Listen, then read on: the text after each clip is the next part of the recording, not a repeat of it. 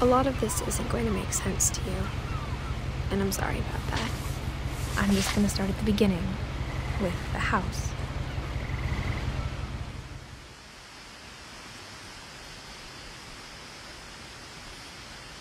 Someone had put up a chain-link fence, but it looked like I wasn't the first person to hop it. My brother Milton disappeared when I was 4. It was like the house just swallowed him up.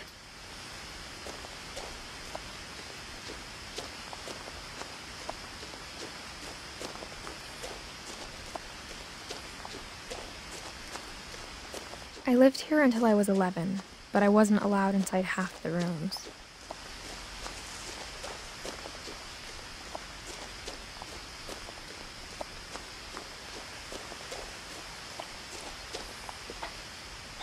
Inside the mailbox were bills from 7 years ago, marked urgent, open immediately. I hadn't been back since my brother Lewis's funeral.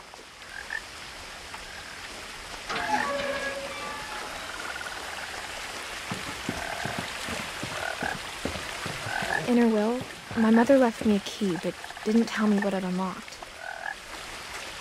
Maybe she thought I'd know. Or she thought that the mystery would be enough to bring me back.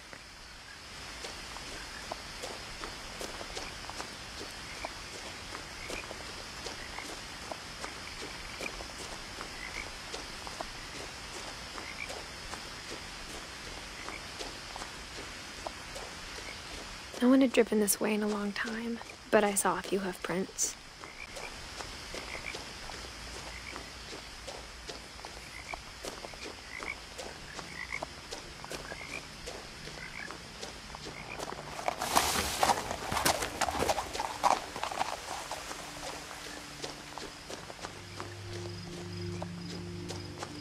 The truth is, even after I inherited the house, I never thought I'd come back to it. But now I had questions about my family that only the house knew the answers to. The house was exactly like I remembered it, the way I'd been dreaming about it.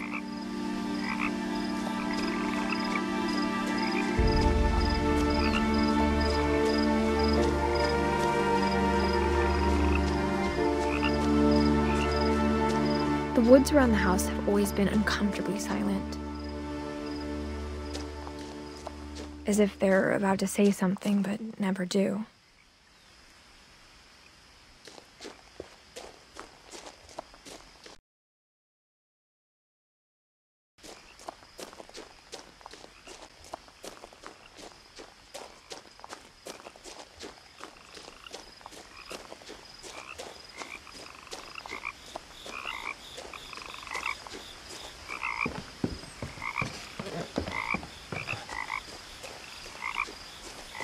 I asked Edie once about the dragon in the pond. She said it had killed her husband.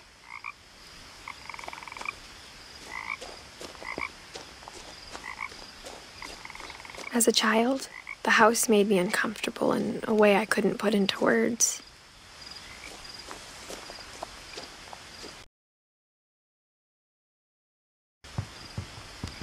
Now, as a 17-year-old, I knew exactly what those words were. I was afraid of the house.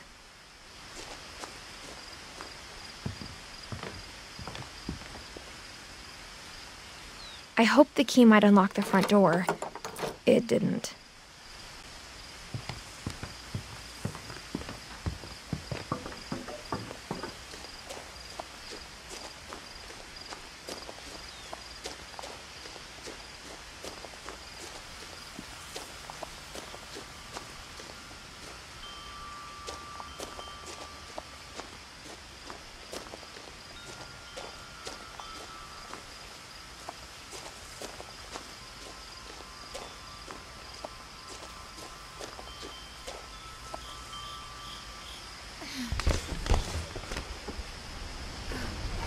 Crawling through the doggy door used to be a lot easier when I was 11.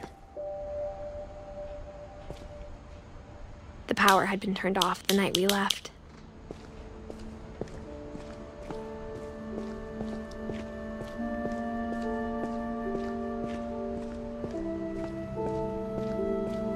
For the first time in years, I felt like I was home. But instead of a family, there were just memories of one.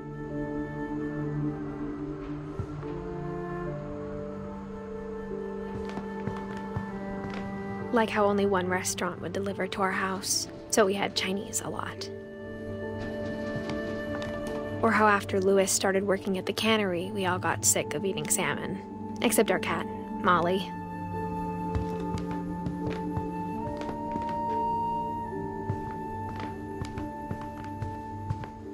The table was still a wreck from the night we left.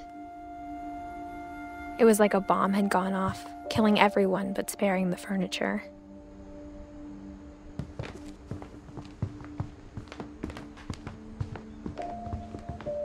My mom was the only one of us who could imagine Great-Grandma Edie living in a nursing home.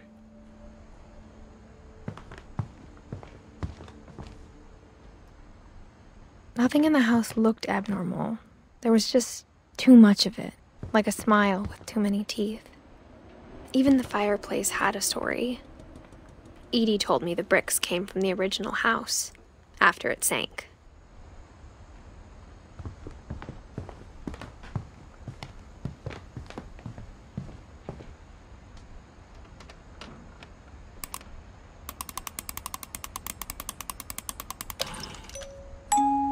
Great-Grandpa Sven built a music box for Barbara, along with the rest of the house. Mom always told me to stay out of the basement, so I wasn't too surprised when the key didn't fit.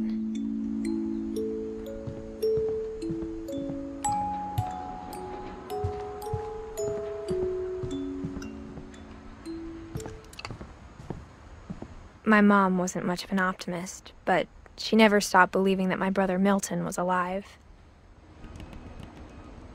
A lot of things got left behind in the whirlwind of that last night.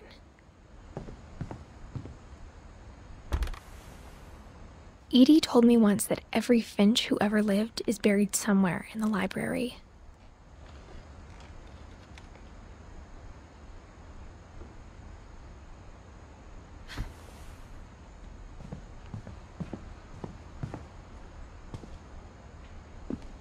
After Milton disappeared, Mom sealed up all the bedrooms. Then Edie retaliated and drilled peepholes.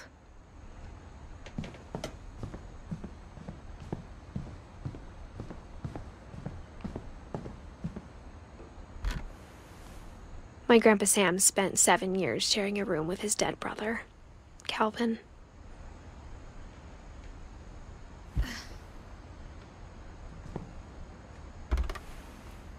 As a kid, I just assumed every house had peepholes and sealed rooms you weren't allowed inside of.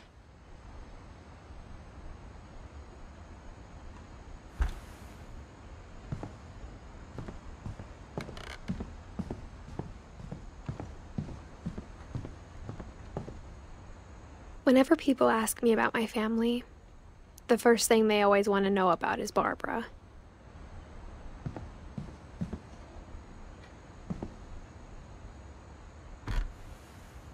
Barbara was a child star for 2 years, until America grew out of it.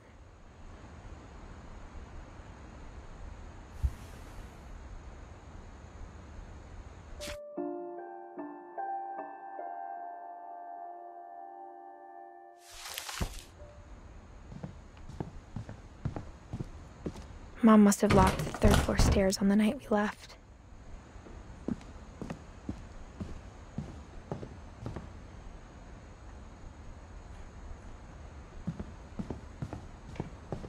Edie's father, Odin, built the original house.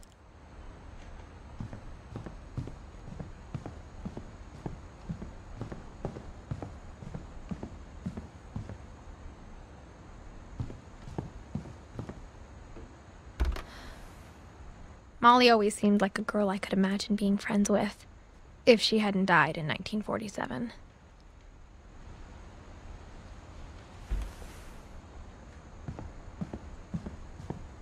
I spent a lot of time playing in Great Uncle Walter's room. I think my mom sometimes regretted not sealing it up.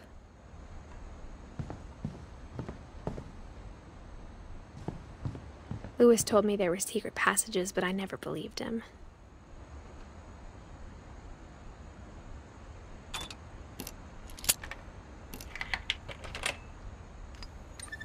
Turns out, my mom was really good at keeping secrets. Now it was time to find out what my mom had been afraid of.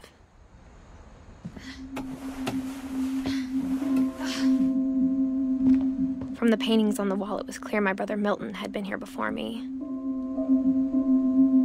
Reading this, maybe it sounds like I had a plan, but I had no idea what was behind that door.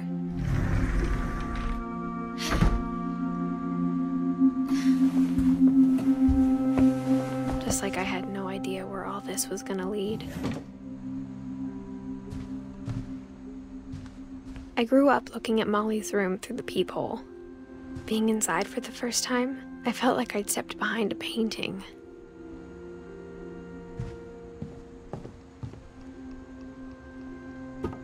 Molly's gerbil had a tiny bedroom with its own even tinier gerbil cage.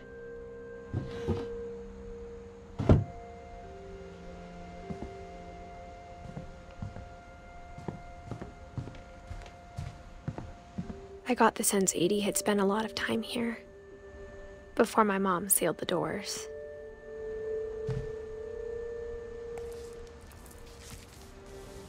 December 13th, 1947. Dear Diary, I'll be gone soon, but I wanted to tell somebody about what's gonna happen. It started when Mom sent me to bed without dinner. I woke up and I was starving, so I looked around for something to eat. The gerbil food was dry, but I didn't mind it.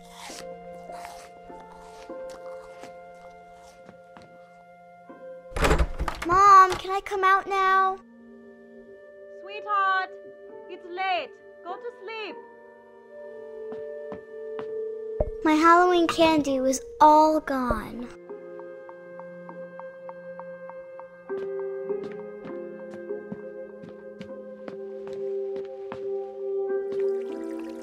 I thought about eating Christopher, but I held back.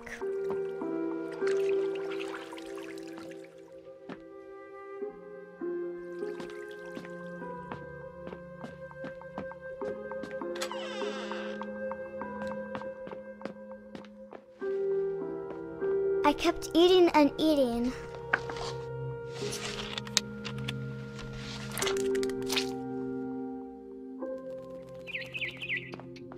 I ate a lot of things that night.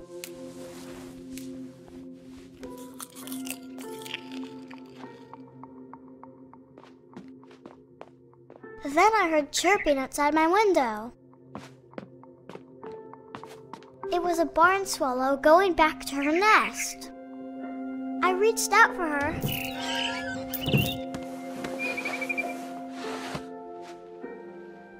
And suddenly, I was a cat.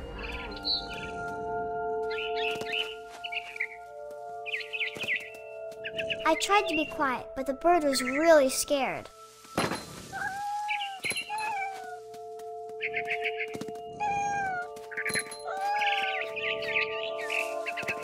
Mom and Dad didn't even look at me.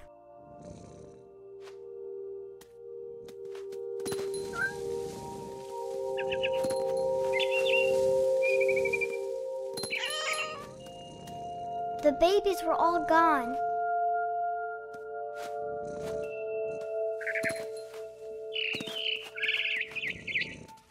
I jumped and I almost got her.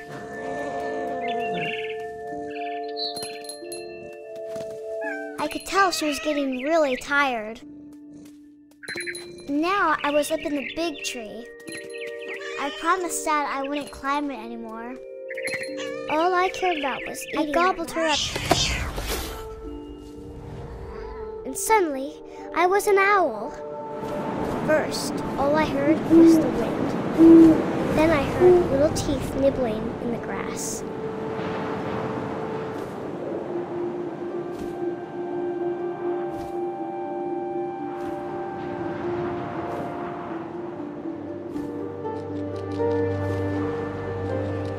Rabbits.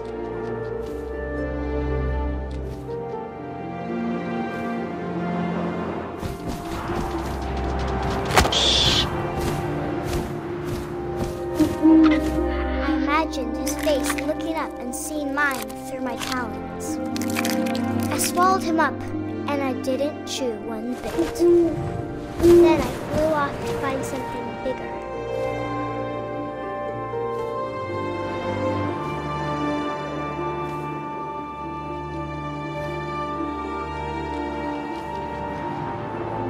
A mama rabbit.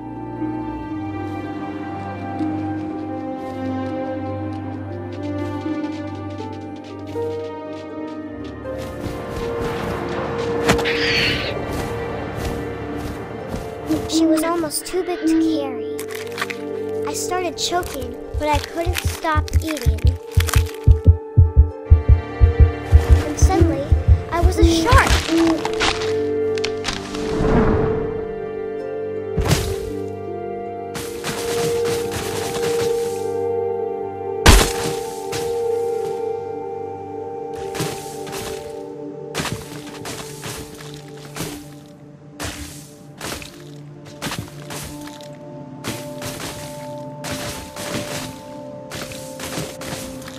I rolled off a cliff and into the ocean. Now, I was hungrier than ever.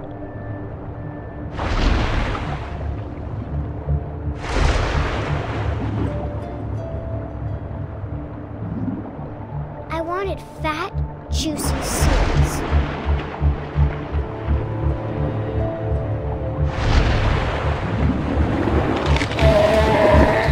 I tore off her flipper, and it tasted really good.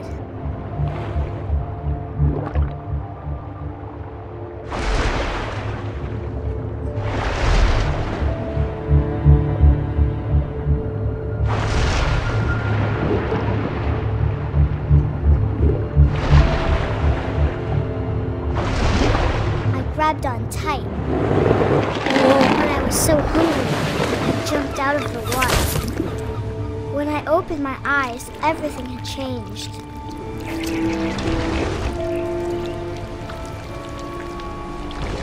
Now I was a monster, and I smelled people everywhere.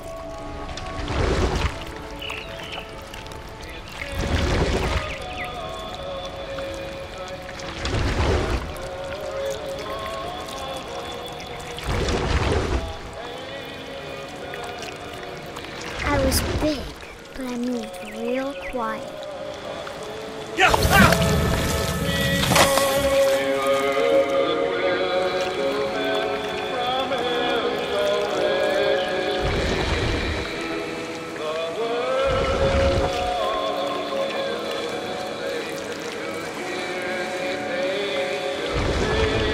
I wanted to stop, but also I didn't.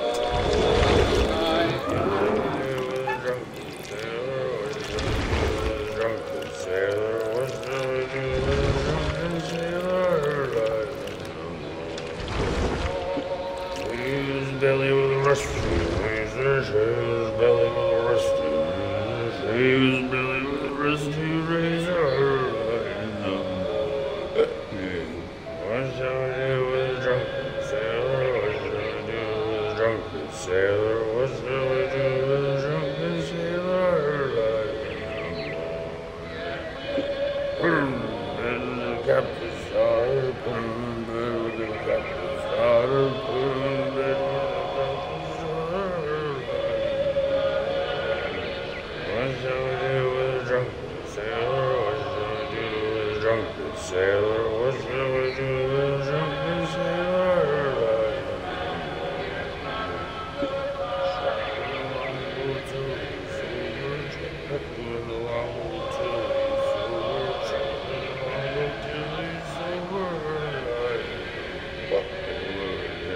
What shall I do with a drunken sailor? What shall I do with a drunken sailor? What shall I do with a drunken sailor? Put him in the scuppers with a hose pipe, bottom. Put him in the scuppers with a hose pipe, bottom. Put him in the scuppers with a hose pipe, bottom.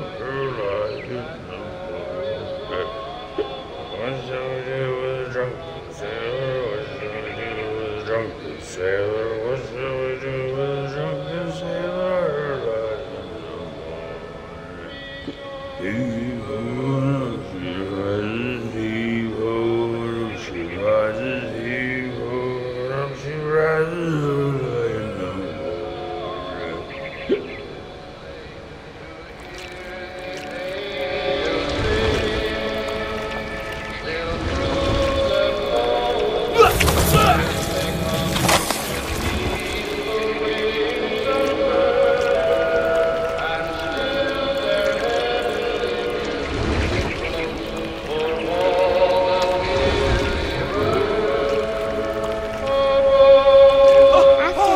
Passenger, I was still hungry, and to cross the water I smelled something new, something I had to have, so I swam towards it.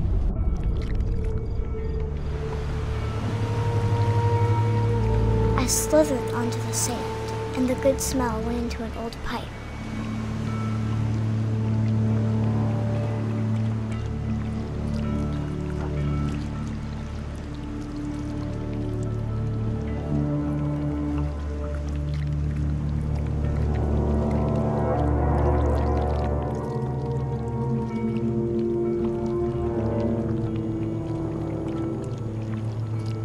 I got closer and closer.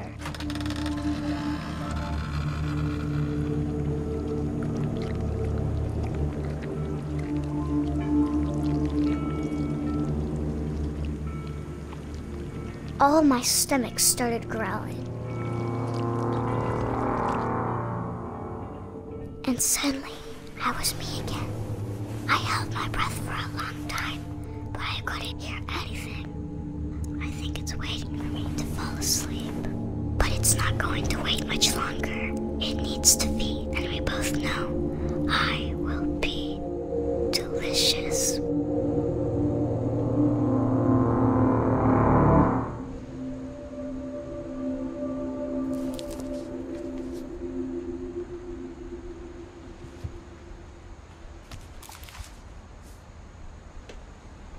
I'm not sure if I believed all of that, but I'm sure Edie would have.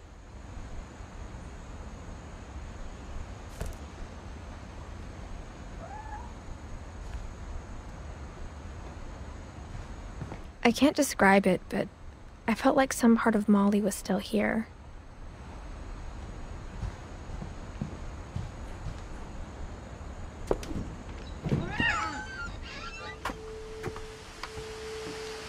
This will be obvious later, but my mom never told me any of these stories. Edie would have, but Mom didn't like bringing up the past. Though, when we adopted a stray kitten, she was the one who named it Molly. I spent a lot of time in Great-Grandma Edie's room.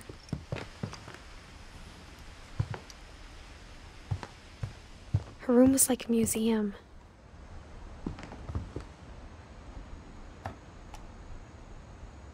For 500 years, the Finches have been famous throughout Norway for their fortune and misfortune.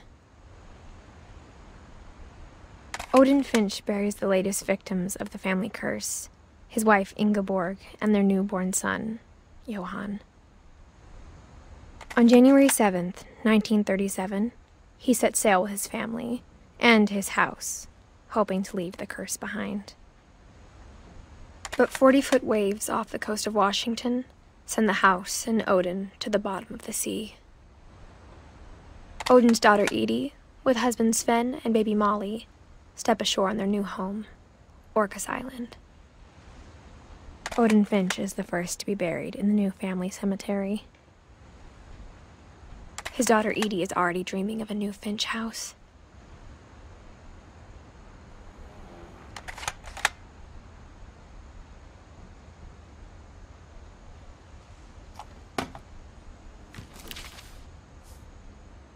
Whatever's wrong with this family, it goes back a long ways.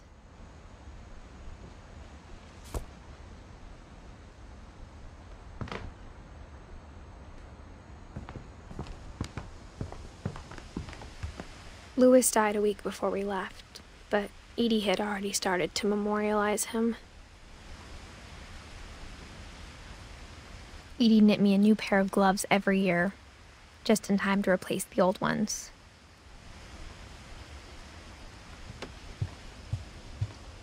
When Edie told people Sven was killed by a dragon, she could also have said he was building a dragon-shaped slide that collapsed. She could have, but she didn't. One summer, they evacuated the island, but Edie refused to go. For a few weeks, she was a celebrity. Edie gave a big interview about a mole man living under the Finch house. My mom was furious.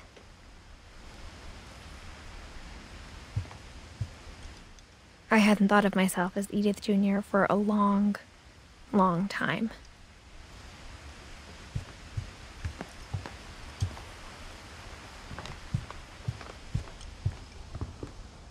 Even in her 90s, sometimes Edie seemed a lot younger than my mother.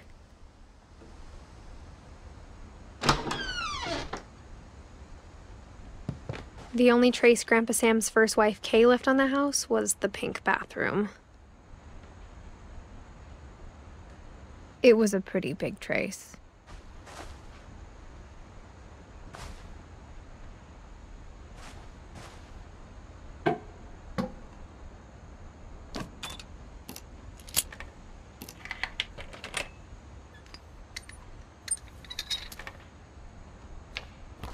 There's a secret in this bathroom. It's in the last place you would look. It isn't in the cupboard. It's hidden in this book.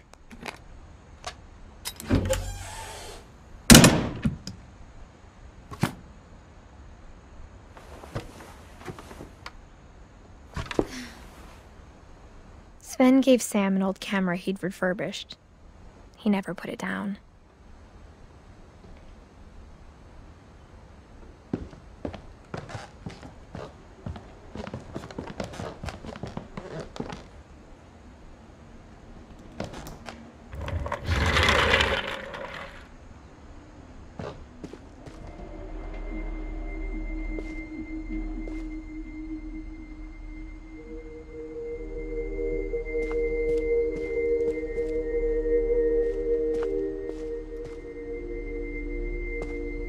I knew Grandpa Sam had a twin, and that he never talked about him.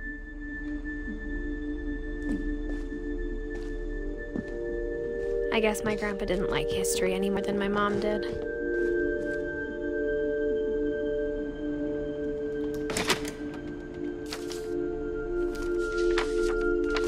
How I Want to Remember My Brother by Sam Finch.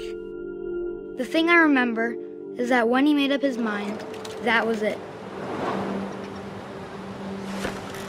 My brother said he'd die before he ate another mushroom, and he did. At Barbara's funeral, we swore we'd never be afraid again, and he wasn't. I think Calvin always wanted to fly.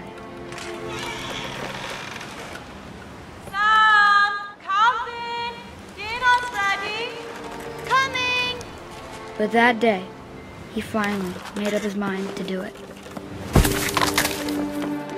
I told him going around was impossible. Maybe if I hadn't said that.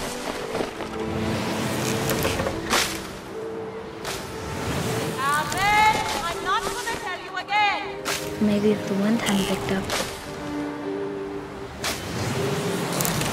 And maybe he'd still be here. But I doubt it. I think he'd already made up his mind. That's what I want to remember about my brother.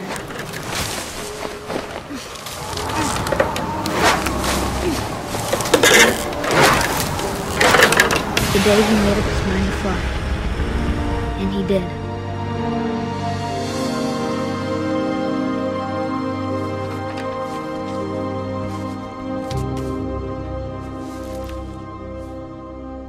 Calvin's story felt strangely familiar. When I was younger, I remember trying to do the exact same thing.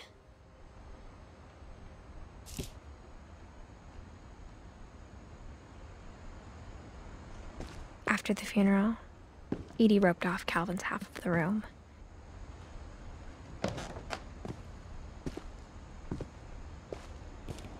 Mom said Grandpa Sam enlisted at 18 and never set foot in the room again.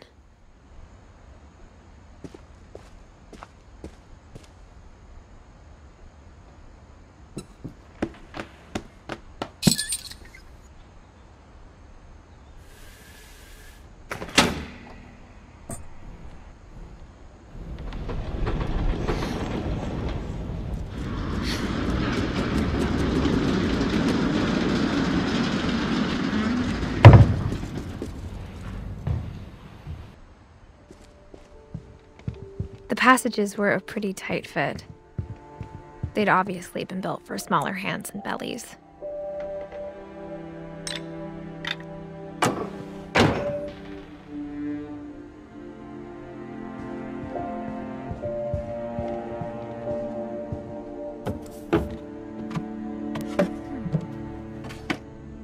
Growing up, I always thought of Barbara as a child star.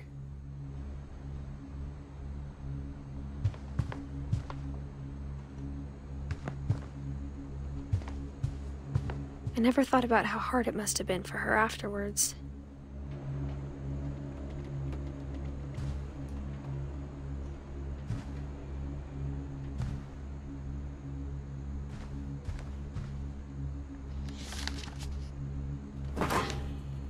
Of all the stories people wrote about Barbara's death, I'm surprised Edie saved this one.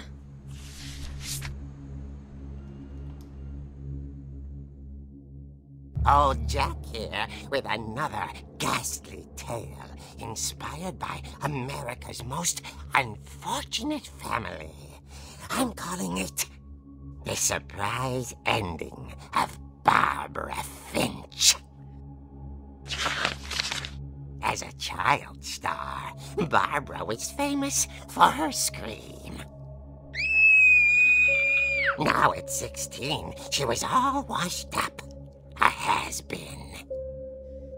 But in a lucky break, she'd been asked to perform her signature scream at a local convention for monster movie fans. It was just the boost her career needed. Unfortunately, her scream hadn't aged well. Getting better. I think you just need the right motivation. Her biggest fan and current boyfriend, Rick, was about to demonstrate when... Now that was a great scream. It was Barbara's father, Sven. He'd slipped into a table saw and had to be rushed to the emergency room. So Barbara got stuck babysitting her youngest brother, Walter. Her convention comeback was cancelled. Okay, I'm hearing frustration, but I'm not hearing terror. What if I tried... A gang of hoodlums in Halloween masks have been terrorizing Orcas Island tonight. Police are urging residents to... That came from the basement. You're right! Also, I loved your delivery on that. Why is your basement door locked? Because my dad likes making puzzles and secret passages. There's a key hidden in the music box. The secret is to keep winding and winding until finally the key pops out. Thanks, babe. I'll be back in a sec. 20 minutes later, Rick hadn't returned. So Barbara went to look for him, right on cue. She reached for the music box.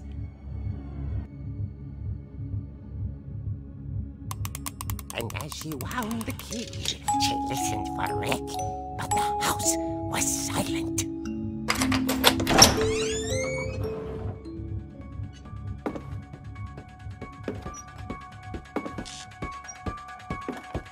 She found Rick's crutch and imagined the worst.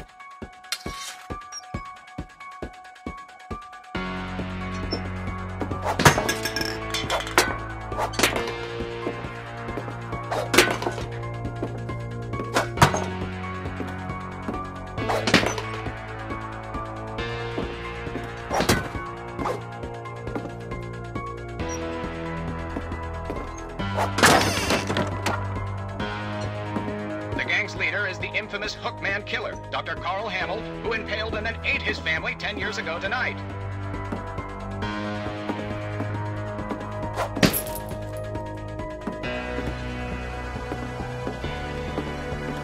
The old Finch rattled and grew still. Oh dear! Oh! Rick?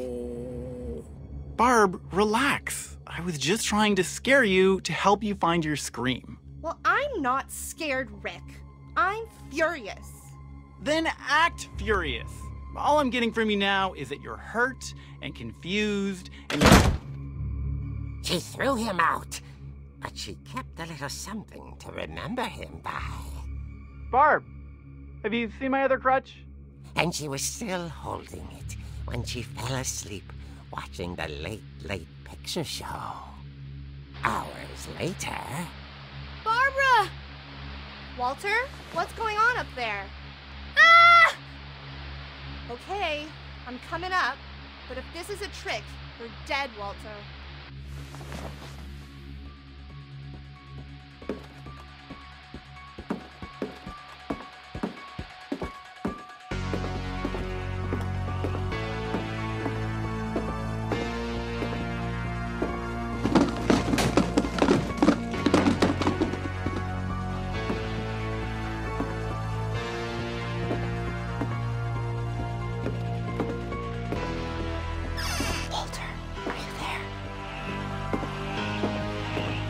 Walter had vanished, but his bedside radio was still on. Orcas Island police describe the man as 6 feet tall, with a steel hook for a hand. Residents are urged to lock all doors and windows and notify the police of any suspicious activity. Barbara turned, saw the hook man, and was speechless. He was quite smashing.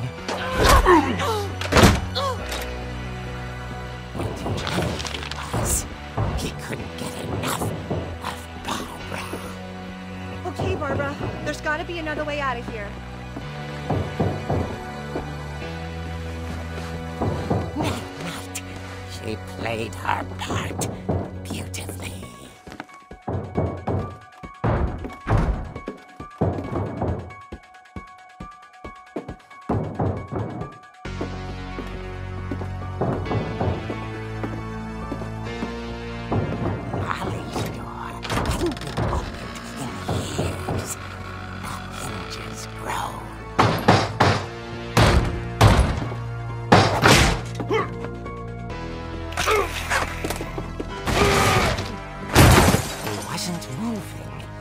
She sensed the story might not be over yet.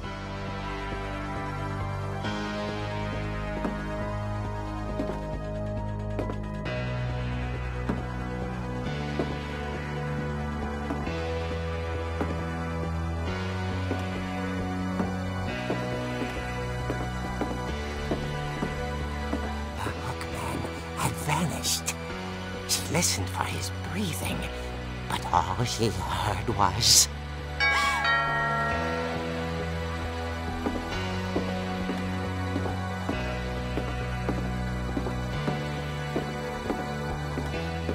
At the door, she heard whispering.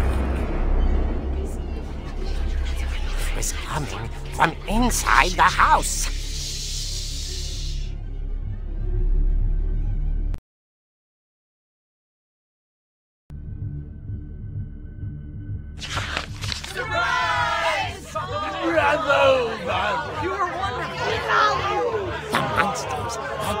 Surprise her. For Barbara, it was a dream come true. Then she saw what kind of monsters they were, and she realized what was about to happen. She was going to be famous. And with her final breath, Barbara Finch gave the performance of her life.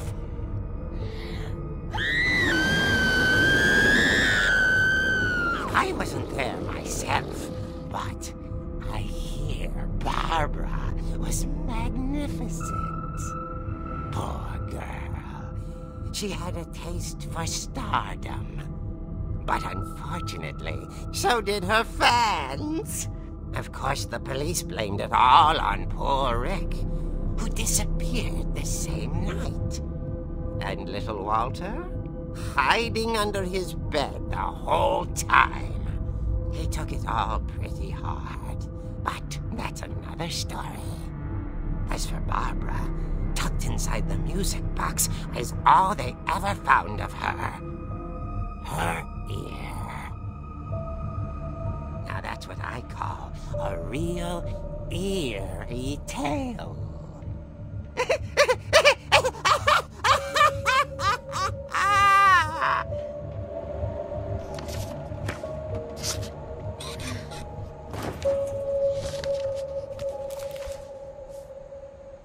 Edie told me all Barbara wanted was to be remembered, as absurd as that comic was.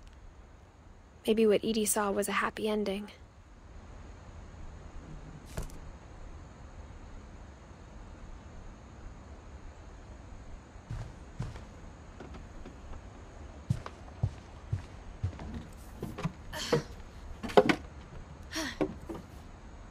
I guess now I know why Mom didn't like me playing with the music box.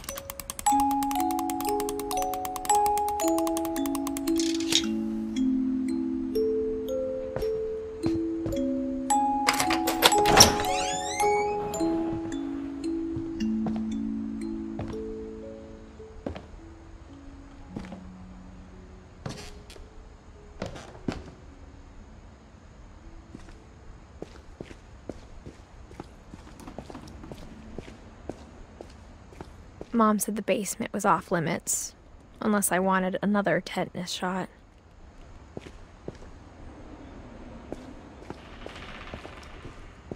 I saw Edie sneak down to the basement once, carrying packages. I thought maybe she was hiding presents. It turned out she was hiding a lot more than that.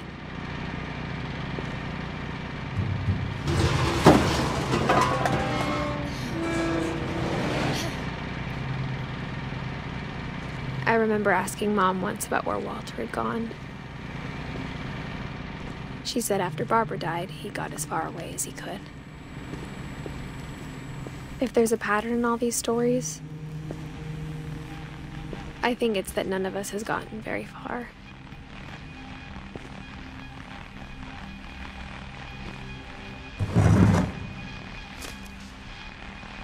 Goodbye, everyone. I can't believe I've been down here for 30 years. On that first day, after the shaking started, I didn't think I'd survive a week.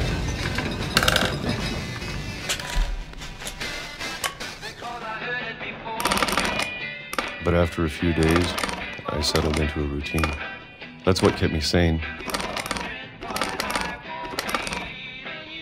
Having a schedule, living for today. I always expected to be dead tomorrow. But if you wait long enough, you get used to anything.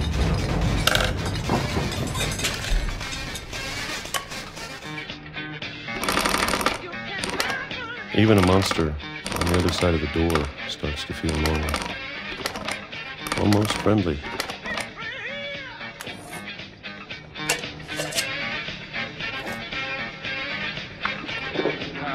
And then one day, everything just stopped. Whatever that thing was, it was gone. Maybe it got tired of waiting. Or maybe I just got tired of being afraid.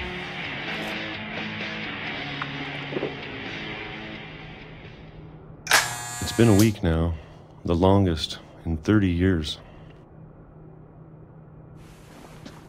I'm done waiting. I have to leave while I still can.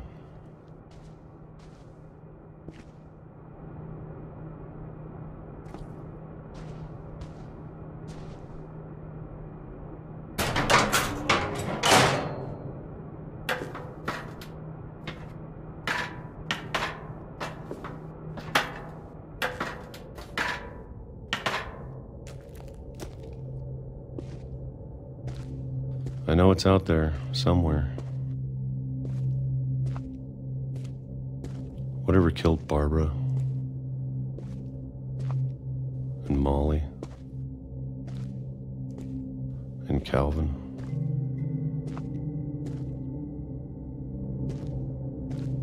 Maybe this is all a mistake. But I need to stop living the same day, even if it kills me.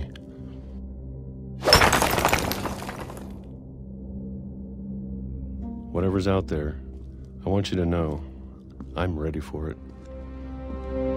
I'm going to appreciate all of it, especially the food. I don't mind if I only have a year left, or a month, or a single week.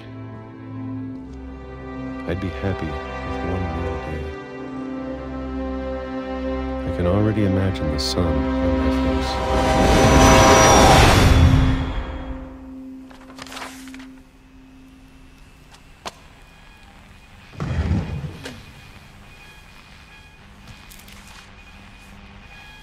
Walter died when I was 6. He never told me he was down here.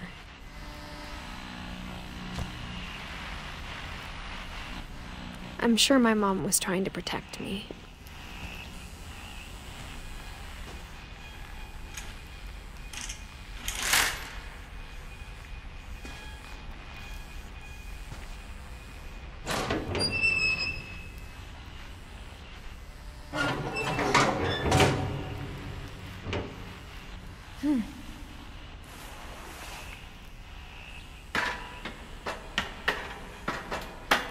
Maybe she was afraid I'd end up like Walter.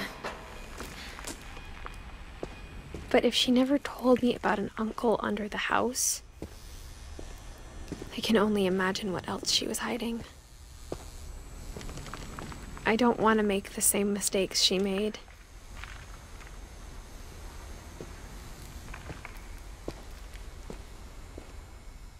Trying to bury something that's still alive.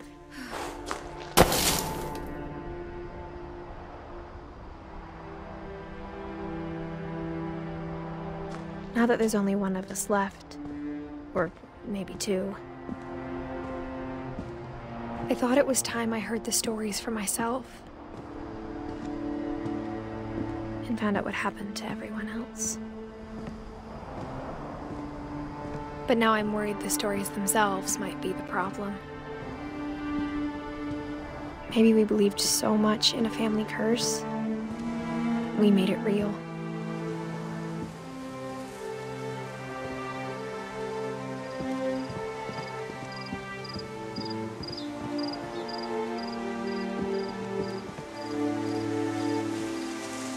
I don't know if I should even be writing this.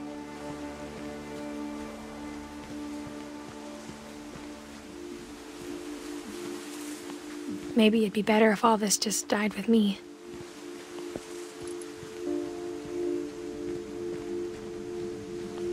But I thought you should know about your family.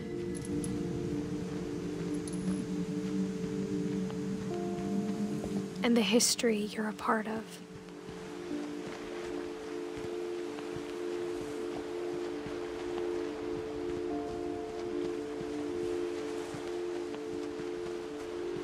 Though to be honest, I feel as lost as you probably do right now. I think the people in these stories believed them, for what that's worth.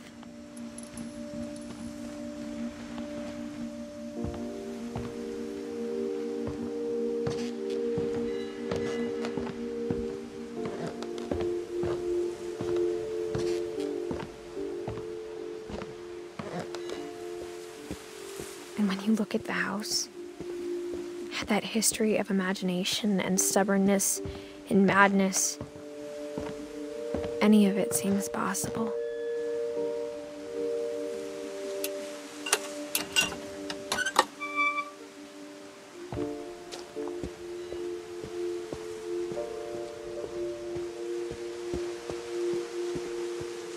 I think we've been surrounded by death for so long, we've just gotten used to it. What kind of family finishes building a cemetery before starting the house?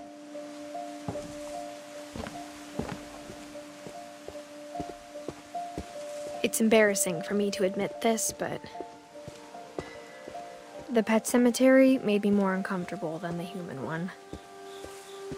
3 of the gerbils were mine, and 2 had been my fault.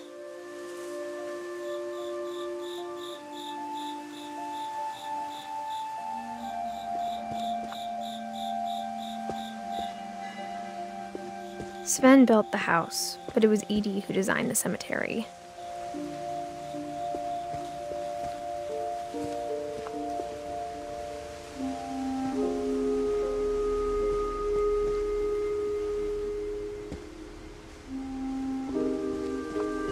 I'm sure Odin's monument had been Edie's idea. My mom was always trying to move on, but for Edie, the past never went away.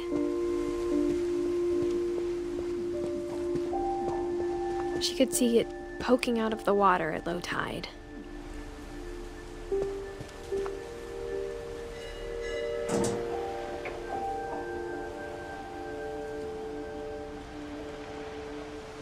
Edie said she dreamed about the old house every night.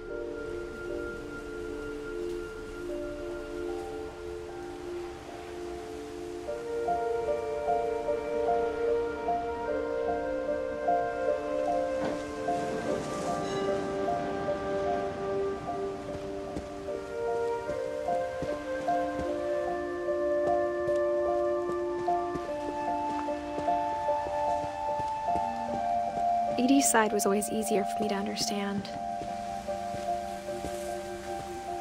But the older I get, the more I can see where my mom was coming from. Her dad had been pretty strict, but it wasn't enough to save her brothers. She was just trying to do better.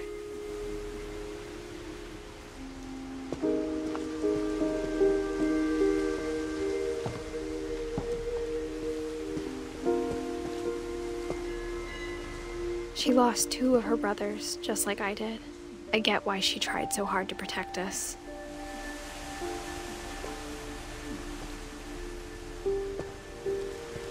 We never found Milton's body, so my mom insisted we were putting up a monument, not a tombstone.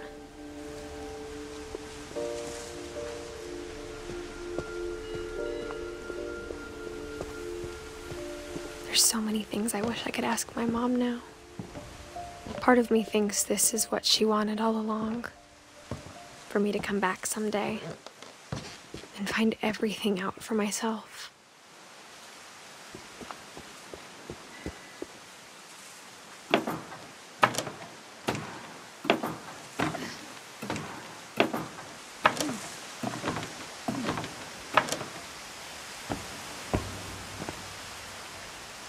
But looking back on it now, if she told me there was going to be so much climbing, I never would have come when I was 22 weeks pregnant.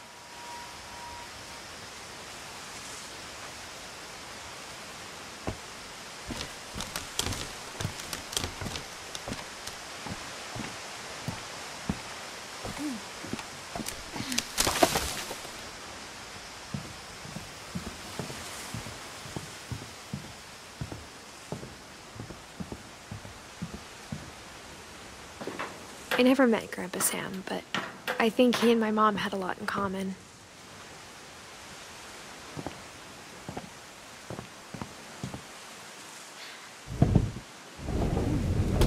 They were both pretty intense.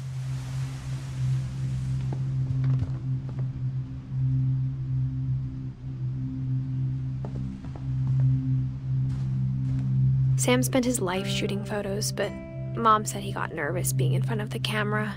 I guess we're all afraid of something.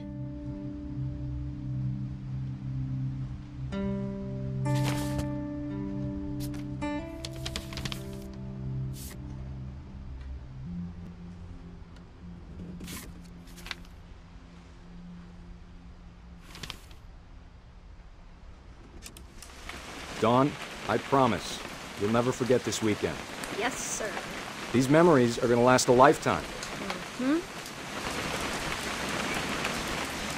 I gonna have to shoot anything? It's a hunting trip, Dawn. Shooting is strongly encouraged. What? Perfect. It's gonna rain the whole weekend, isn't it?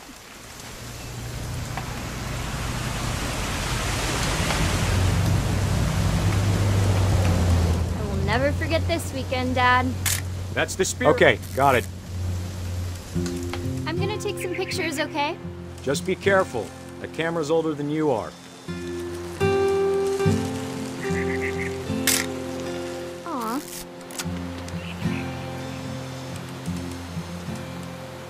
You're right, Dad. It's starting to clear up. Still freezing, though.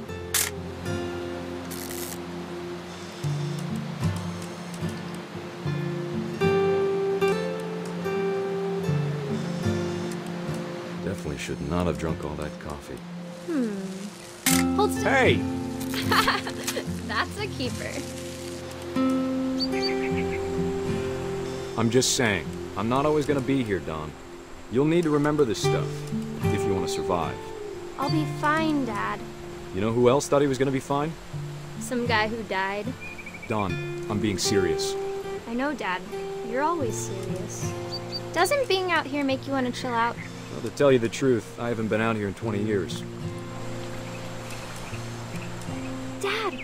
Good eyes, Dawn. Before you take the shot, let me get a picture of you.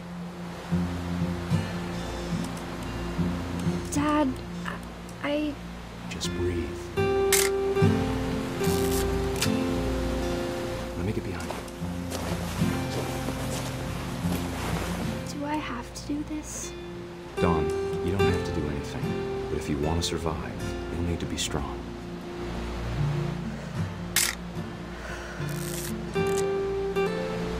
Now keep yourself squared up, elbows down, like we practiced. Whenever you're ready.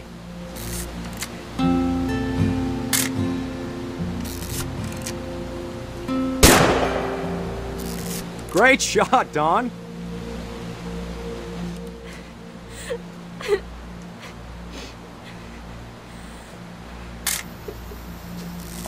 I'm proud of you, Dawn. Always remember that, okay? Dad, it's twitching. I think That's it's totally so... normal, Dawn. Just focus on the camera. Try not to think about... Dad!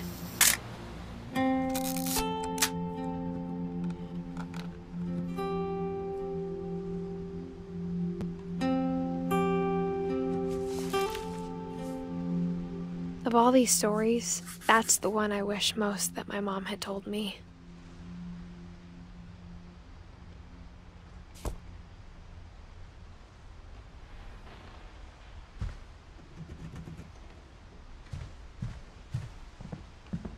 Instead of hiding from death, Sam seemed to go out of his way to meet it.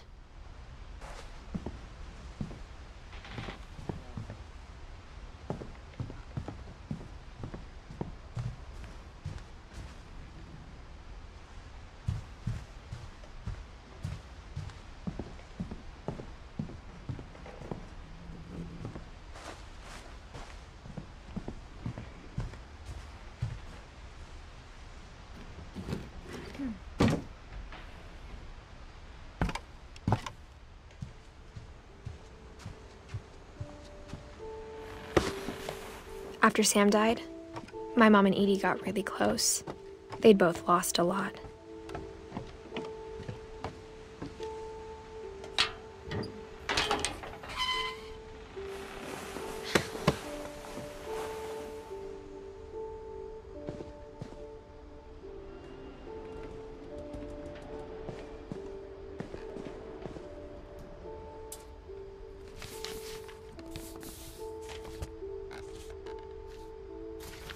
Dear Kay, do you remember the way Gregory used to laugh when he thought he was alone? Like something funny was happening, but only he could see it. I think he saw things the rest of us don't.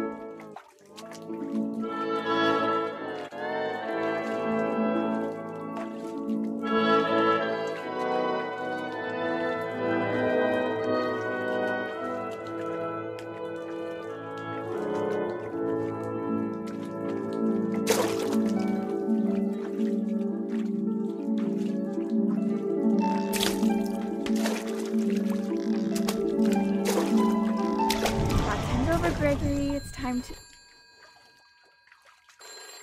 Hold on, sweetie. Hello? Sam, I told you I don't want to talk right now. I wonder what he saw.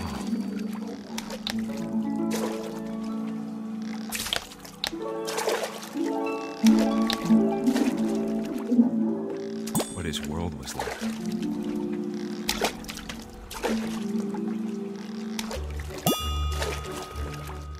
He reminded me so much of Calvin. Lost in his imagination. Whatever it was he saw.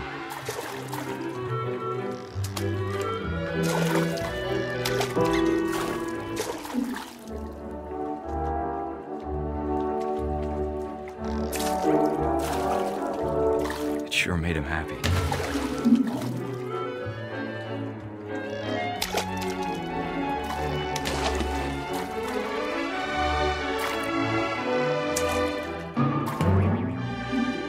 I know how silly it sounds.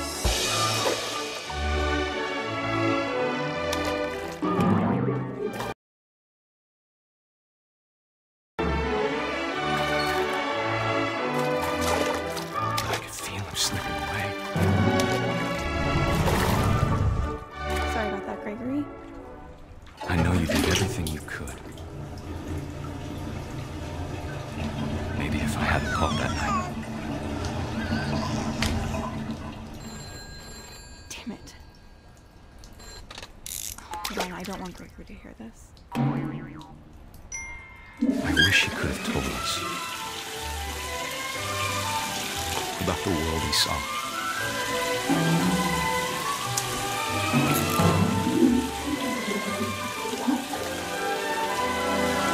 There's so much I don't understand about Gregory.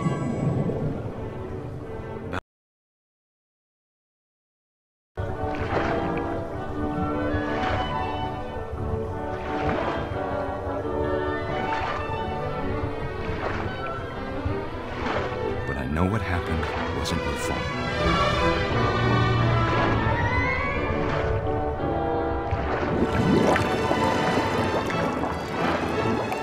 I'm sure he's happy. And he'd want you to be happy too. Good luck, Kay. Love, Sam.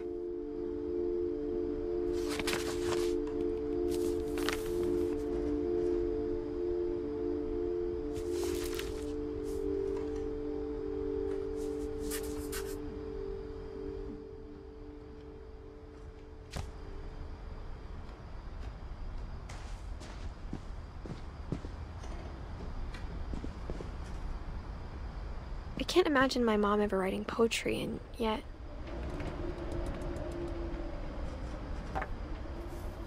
A poem for Gus, who always said the wedding was a bad idea. Our father never hit us kids, at least not very hard, before the day my brother said with teenage disregard that he'd be dead before he'd see a wedding in our yard.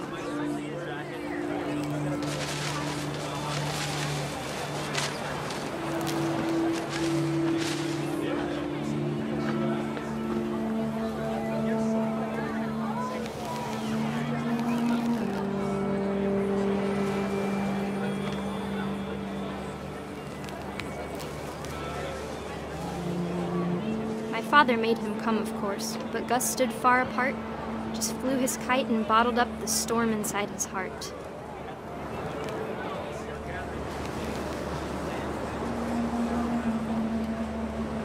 tried to talk him out of it, but though he'd never met her, "We don't need a stepmom," were the words that I now pronounce you husband and wife. You may kiss the bride.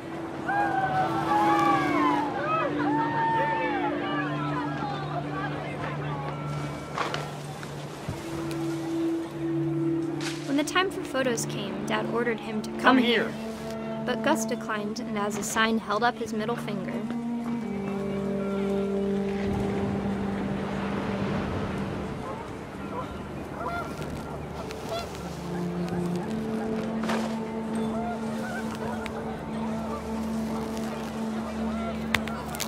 The wind picked up, and panicked geese appeared and quickly went.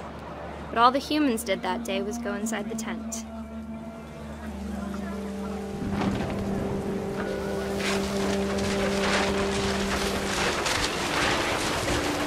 The rain came down in buckets then, but no one seemed afraid that nature might destroy the tent our dad had crudely made.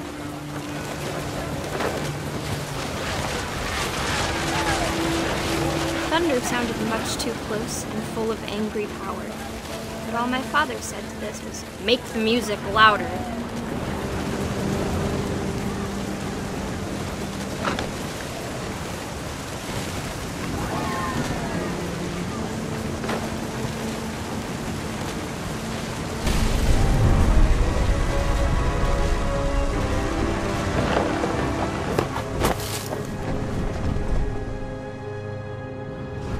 I wish that I could truly say I thought about you on that day. Out there on the beach alone, just you, the wind, the sea and foam.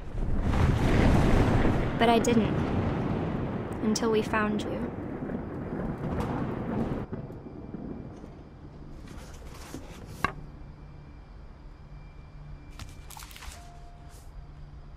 She never talked about him, but Mom told me once if I was a boy, they were going to name me Gus.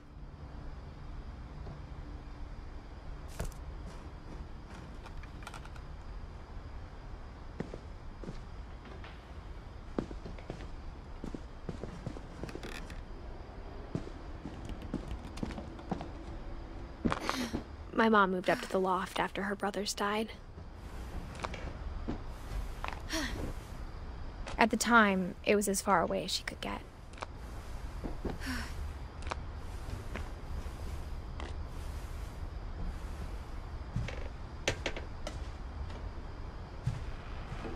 She spent a summer building houses in Calcutta, where she met my dad, Sanjay.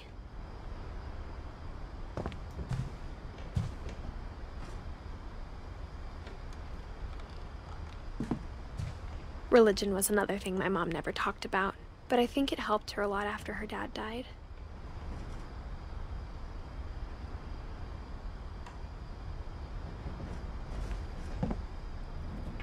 My mom moved to India a week after graduation and got a job teaching English. Louis was born a year later.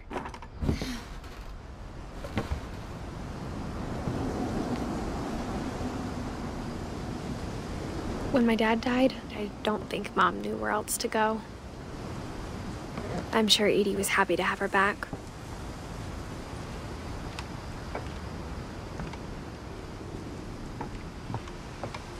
The house had to get a little bigger, but Edie was used to that.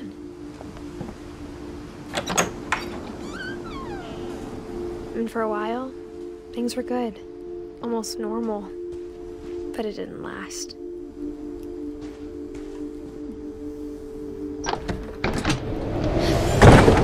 The beginning of the end was Milton's 10th birthday, when Edie gave him a castle.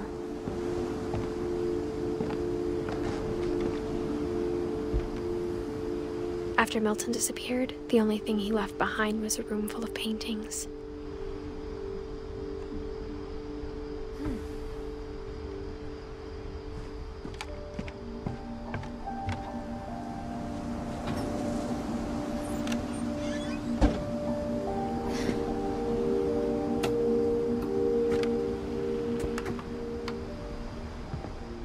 I think Edie was happy to finally have another painter in the family.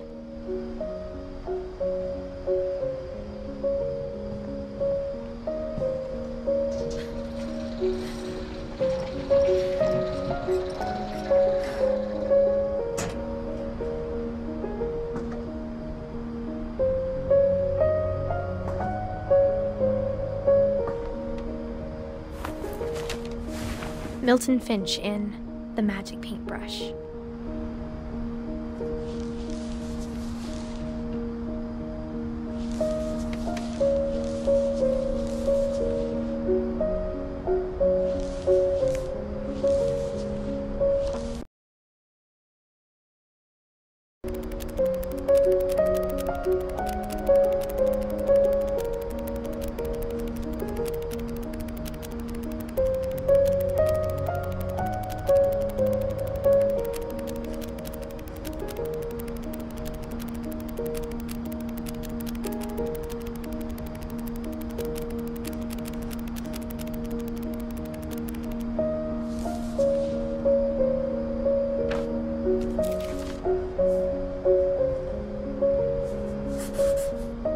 I was 4 when Milton disappeared.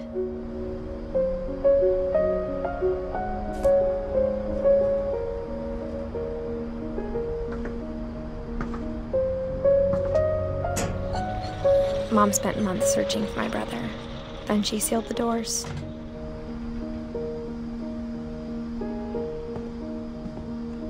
Whatever Milton had found in the house, Mom didn't want it getting out.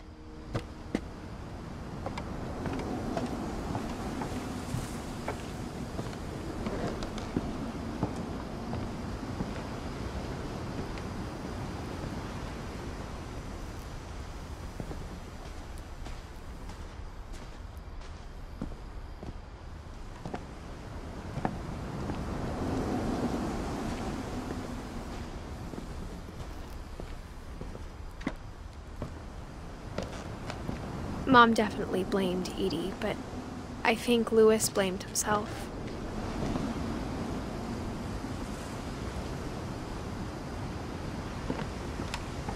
After he graduated, he just spent more and more time in his room, until Mom got him a job at the cannery.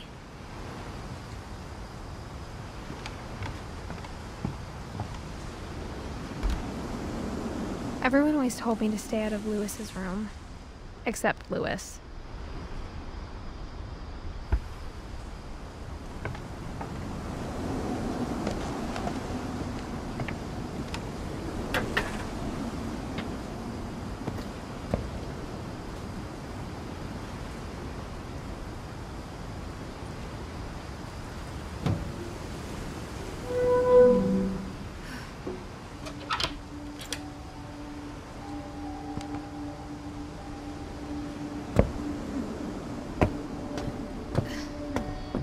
Louis's room smelled very, very familiar. That part of him lived on.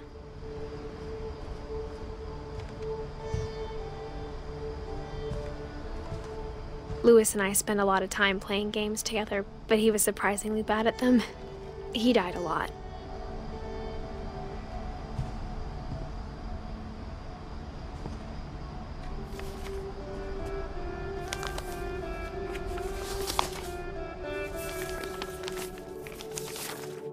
Dear Mrs. Finch, as Louis's psychiatrist, I can understand your desire for an explanation. As I see it, the trouble began in January, shortly after we convinced your son to seek treatment for substance abuse. Newly sober, I believe Louis first noticed the monotony of his daily life.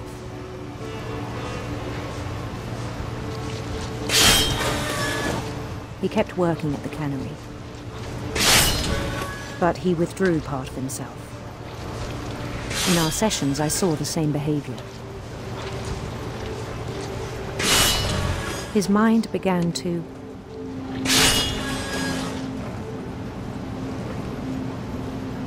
wander. I asked him to describe it. He said he started small, imagining a labyrinth. He'd feel his way about. Then something moved. Bats. And toads.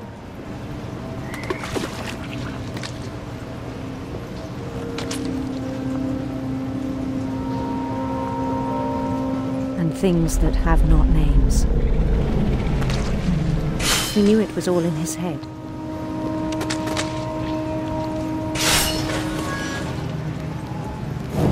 but he took it very seriously.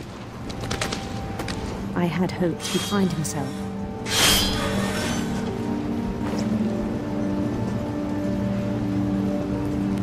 But he found something more. I worried about him then.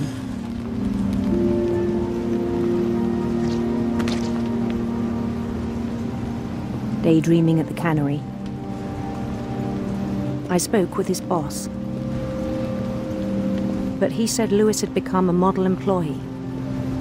Methodical, tireless, focused. Like a whole new Lewis. So I let him go on.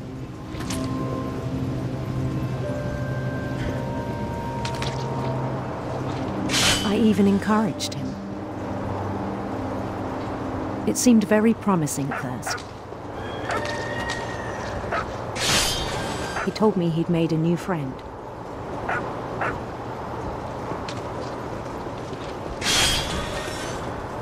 On the edge of a city he named Lewis Topia.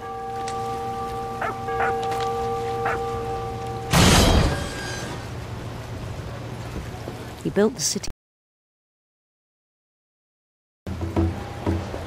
Then he made musicians.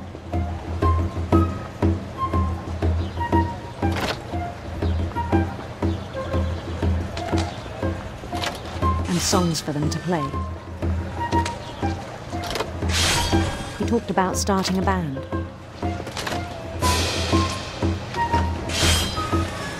And he was always humming something. Every day his imagination grew stronger.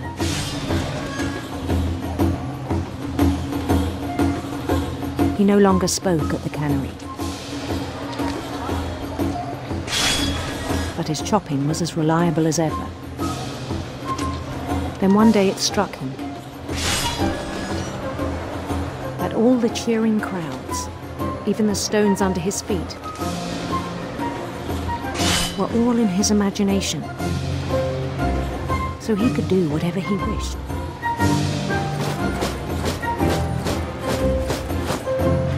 He held an election for mayor. And he won.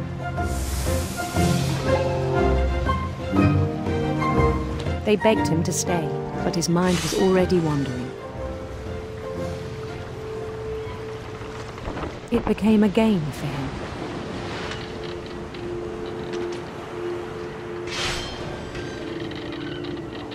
He'd conquer a city, then immediately push on.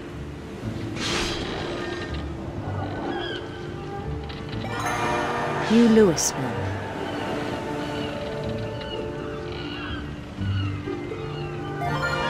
St. Louis.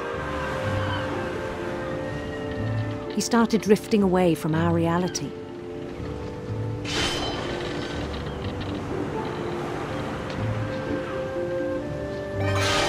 Minneapolis. Until one day he forgot to go home from the cannery.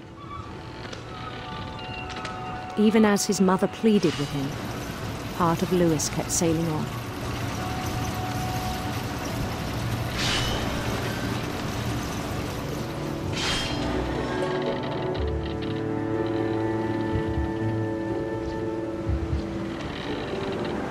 In Louisburg, he heard rumors of a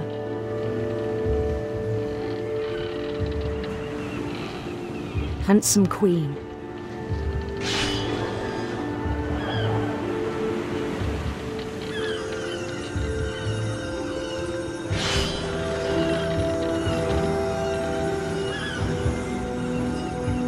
The queen was on her own quest for sinister serpents.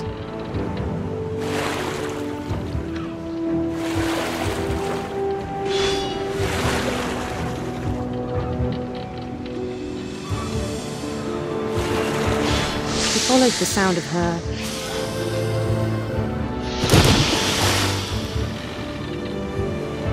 electric sitar.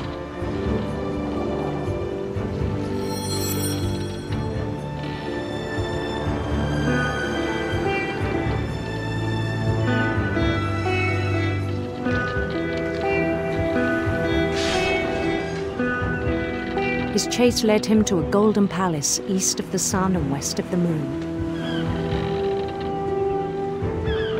Even then, his logic remained sound. He knew the world was all in his imagination.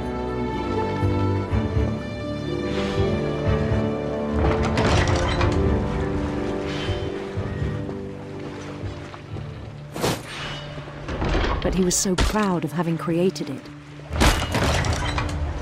In his own eyes, he'd become something greater than a king.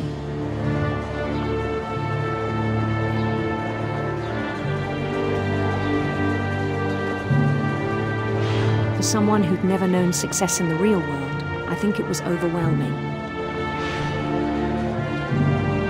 And then it struck him that the real Lewis was not the one chopping salmon, but the one climbing the steps of a golden palace.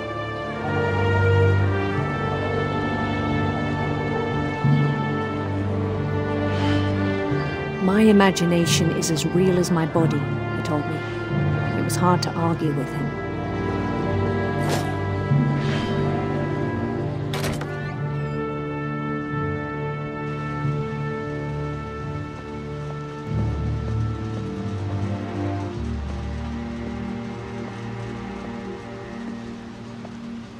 He began to forget the world we know.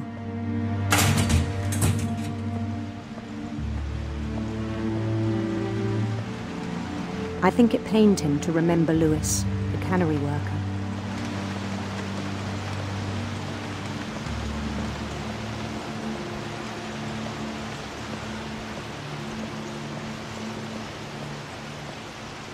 He began to despise the man with a royal contempt.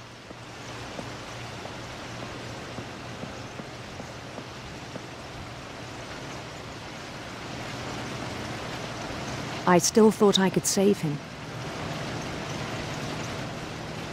Even after he said he was being crowned king over all the lands of wonder.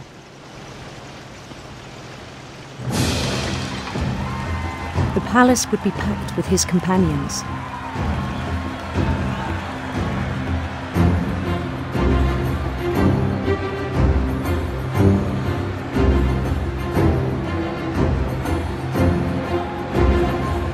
Including the wise Calico who'd insisted on advising him.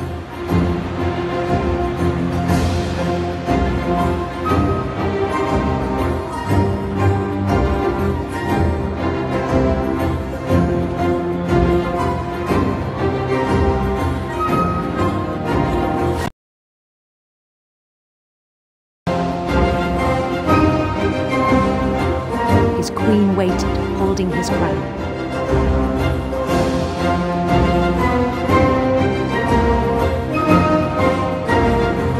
There was only one thing left to do.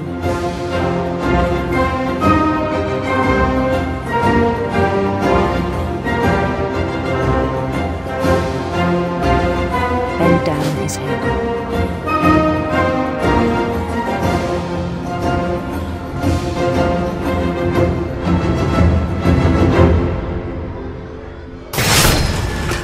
I think you know. Mrs. Finch, your son was a kind man who will be missed by all of us who knew him.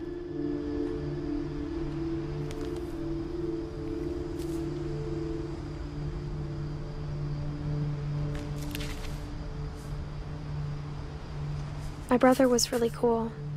I wish you could have met him.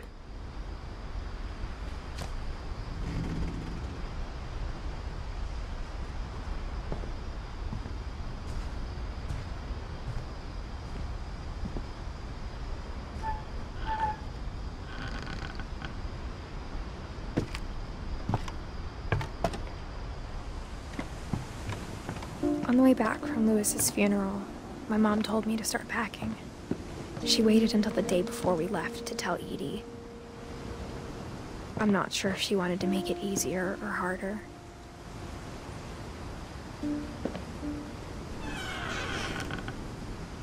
I wish we'd stayed. But I understand why we left.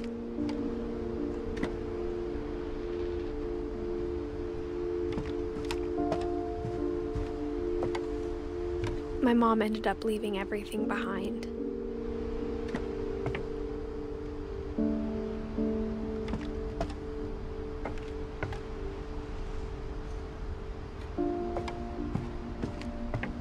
What happened that night had been coming for a long time. Maybe it should have come sooner.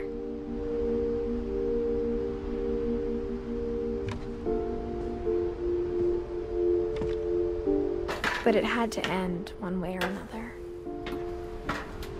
All that's left now was to tell you about that last night.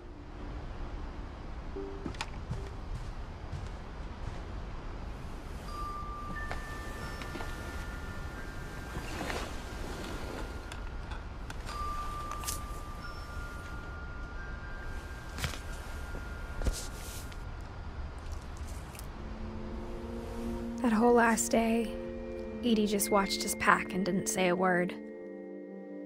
Until supper, when she raised her glass and said, "To our final night together, and all our final nights apart." Grandma, you know what I said about alcohol. Some of your medications are very Edith, specific. I left a present for you in the hallway. Why don't you go open it? The grown-ups have to argue now. I'm sorry, you're right. We're all leaving tomorrow. Let's just enjoy our last... I'm not leaving. Edith, you're excused.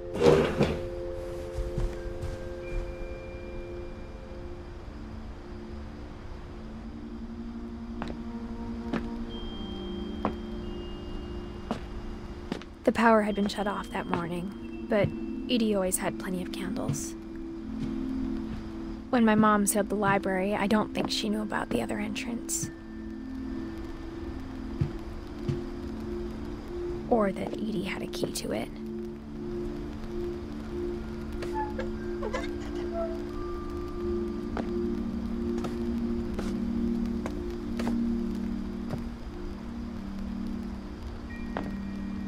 That thing you're afraid of isn't going to end when you leave the house. Edith has a right to know these stories. My children are dead because of your stories. I think it's best if Edith and I leave tonight.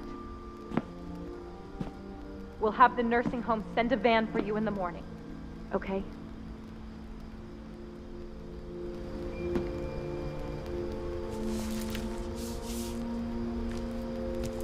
Dear Edith, there's so many stories I wish I could tell you, but there's only time for one.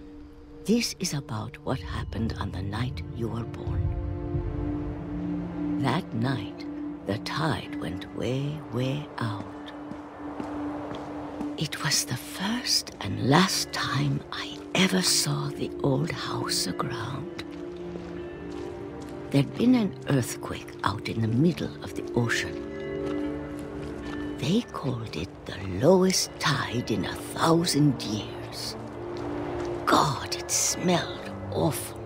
You know, I've seen that house every day of my life.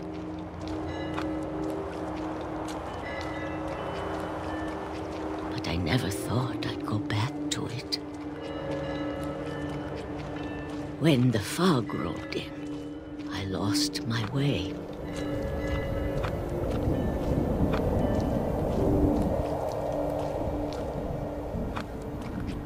I got turned around.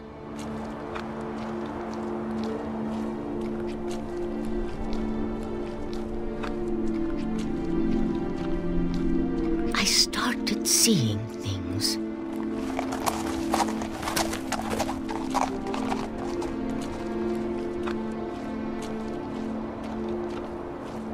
Things I'd forgotten had ever existed.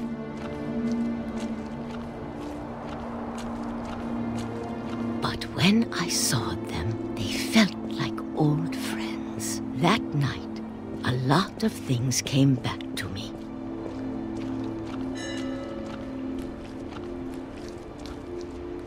Or maybe I came back to them.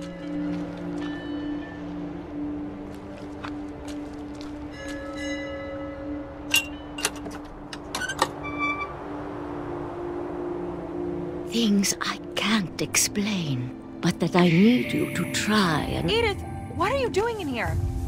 It's mine. Edith! Mom, you're gonna rip it! Let go!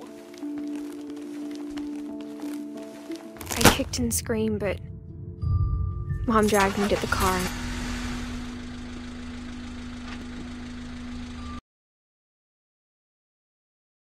Edie again. The next morning, the van came to pick her up, but she was already gone. After that, we moved around a lot.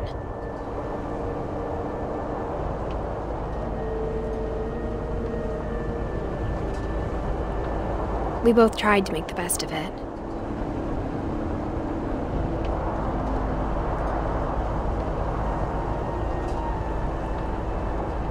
A few years went by.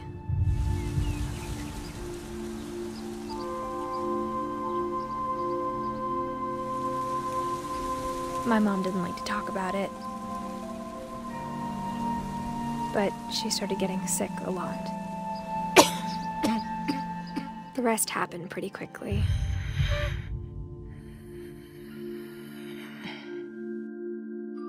She got better for a while, and then she didn't.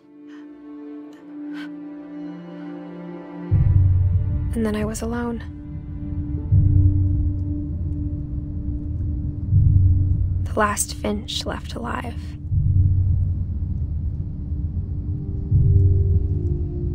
Until I found out about you. I'm still not sure what to tell you about all this. If we lived forever, maybe we'd have time to understand things. But as it is, I think the best we can do is try to open our eyes. And appreciate how strange and brief all of this is.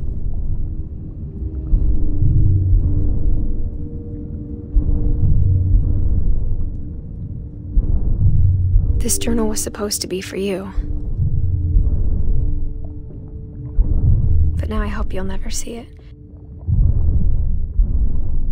I just want to meet you and tell you all these stories myself. But I guess if you're reading this now, things didn't work out that way.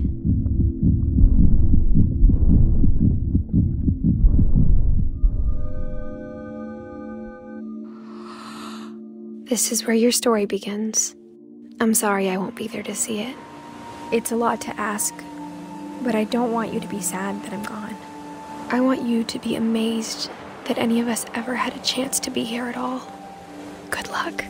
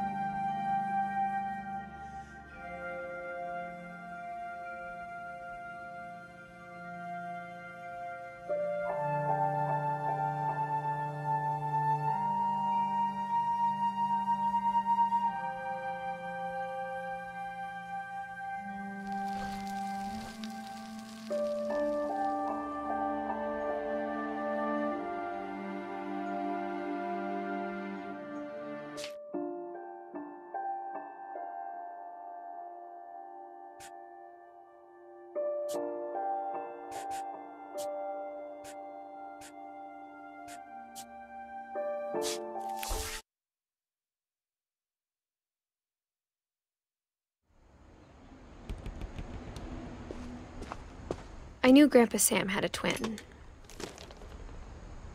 and that he never talked about him. I guess my grandpa didn't like history any more than my mom did.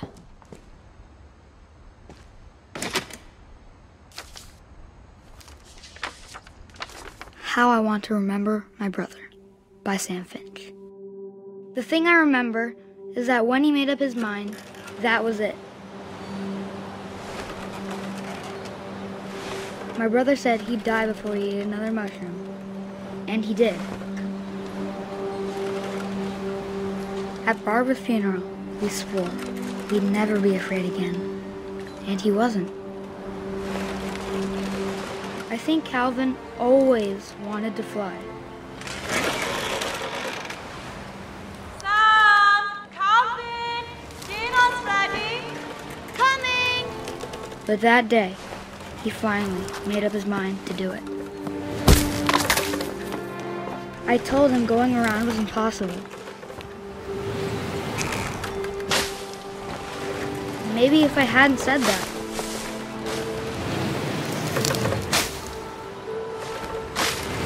Calvin! I'm not gonna tell you again! Or maybe if the wind hadn't picked up. Then maybe he'd still be here. But I doubt. I think he'd already made up his mind. That's what I want to remember about my brother.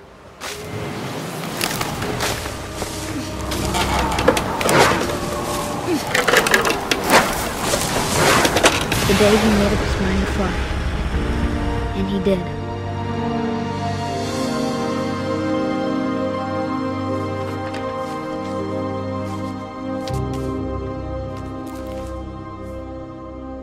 Calvin's story felt strangely familiar. When I was younger, I remember trying to do the exact same thing.